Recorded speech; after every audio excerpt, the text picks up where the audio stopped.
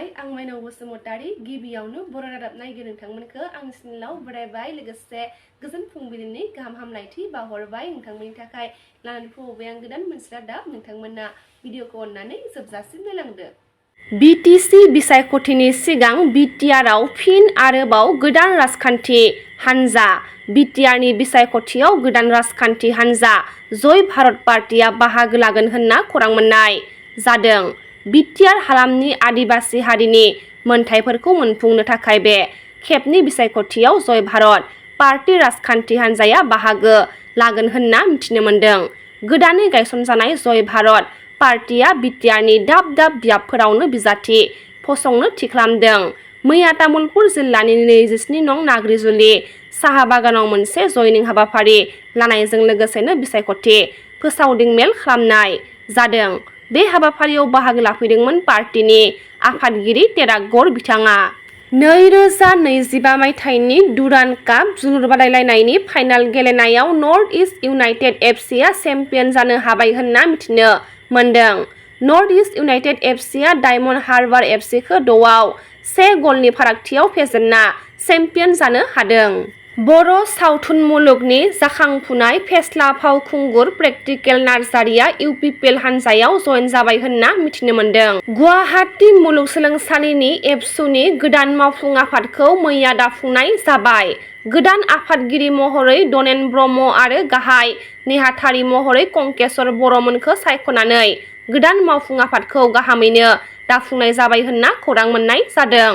BTC बिसायख'थिनि सिगां क'क्राझाराव इउपिपिएल दोलोनि गिदिर खहा क'क्राझार जिल्ला इउपिपिएलनि गायसनगिरि गाहाय नेहाथारि बुद्धदेब मोसाहारिया इउपिपिएल दोलोखौ नागारबाय होनना खौरां मोननाय जादों। सोरखारि फरायसालिफोराव सोरखारा फरायसाफोरनो फरायसालियाव इउनिफर्म जगायथाय होनाय दख'ना आरो गस्लाफोरखौ गाहाय थाखोनि होनना अजद दैखांदों फरायसाफोरा। जोंनो फरायसालियाव गाननो होननानै गभमेन्टआ हरदोंमोन आरो दा बे ड्रेसाथ' जोंनि दख'ना होननानै हरदोंमोन आरो दख'नाया दख'ना नङा खिन्थु बियो दख'ना होननानै दख'ना बायदि होदों खिन्थु दख'ना महरै इयो दख'ना नङा माने बेहाय एख' माबायानो गैया बेयो टेबोल क्लथ बायदि मोनसे फिस्ला जिसो आरो जोंनो दा ड्रेसखौ जा होदों बे ड्रेसा रावनोबो जायाबो आरो बेफोरबायदिनो खिन्थु बेखौ जोंखौ लासिं खालामनाय बायदिसो जादों दख'ना महरै होदों खिन्थु दख'ना नङा बियो। सरकारनिसिम बेनो खावलायनाय जायोदि सरकारा दे जोंनो दा इउनिफर्म महरै होदों बेखौ मोजाङै हरनांगौ होननानै जों खावलायहरो जा मानोना बियो जोंनि इउनिफर्म दख'नायानो नङा इयो जोंनि बर' हारिखौ लासिं खालामनाय महरैसो हरनाय बायदि जादों। गोबा टेबुल क्लथ बायदि माने बायजाथावना नङा आरोना बायजाथावना नङा बायजाथावना नङा। बड'लेण्ड हेन्डलुम मिशन बिटिआरनि जोहै जि दाग्रा आइजो बिथांमोननो जि दाग्रा आइजें रानना होदों बिटिसिनि बुंथिगिरि कातिराम बर' बिथाङा। फैगौ बिटिसि बिसायख'थिखौ बिथा खालामनानै क'क्राझाराव दावबायफैदों आसामनि डाइरेक्टर जेनेरेल अफ पुलिसनि हारमित सिं बिथाङा। बिसायख'थिखौ गोजोर थासारिजों बारहोनांगौनि थाखाय गोख्रों नोजोर लाखिनांगौनि थाखाय क'क्राझार एसपि अफिसाव क'क्राझार पुलिसजों सावरायदों डिजिपि हारमित सिं बिथाङा। गहपुरनि सनापुर बर' गोजौसिन गेजेर फरायसालिनि फाहामनाय आरो फोसाबनाय मावथांखिनि अन्थाइ खाम्फा गायसनदों प्रमद बर' बिथाङा। बिटिआरनि फरायसालि लुनाय बिटिआरनि फरायसाफोरखौ गोहो होनाय बिटिआरआव सोलोंथाइ बिथायारि सानजाथाइखौ जौगाहोनो थाखाय सोलिबाय थानाय बावसोमनायनि बाहागो महरै मैया गहपुर बर' जौसिन गेजेर फरायसालिनि लुफुंनायजों लोगोसे सनापुर बर' जौसिन गेजेर फरायसालिनि फाहामनाय आरो फोसाबनाय मावथांखिनि थाखाय अन्थाइ खाम्फा गायसनदों बिटिआरनि गाहाय प्रमद बर' बिथाङा।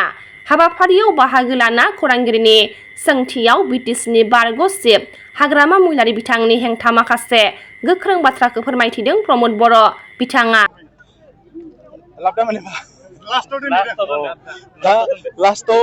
लास्टआव बिथांनि बायदि नों ओरै गिदिंना होलाय होमबानिया नों सिगां जागोन नंगौना दा ओंखायनो बिथाङा जेराव दोनदो जों बेयाव थाया जोंथ' गोथै दं आरो गोथां मानसिसो हाग्रामा महिलारि दोननाय जायगायाव जों थागोन नामा बिथाङाबो थानाय नङा जों दोननाय जायगायाव ओंखायनो बिथाङा जोंखौ जुदि सानजा मोखां खालामदोंबा जों ओरै गिदिंनानै सोनाब मोखां जानाय लोगो लोगो नों बुंनाय बायदि लाबदाया बिसो जागोन जों ओरै सिगां जागोन।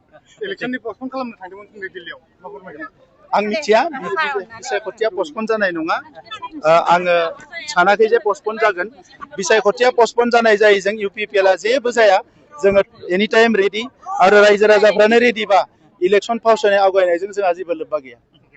दुलाराय बाथौ गौथुमा दौरि आसारिफोरनो चेक राननानै होदों। आसाम लाइभलिहुड मिशन आरो बिटिआर सोरखारनि आलारि सोरां बिथांखिनि गेजेरजों दौरिफोरनो 10,000 रांनि चेक अनसुंथाइ रानना होनाय जादों।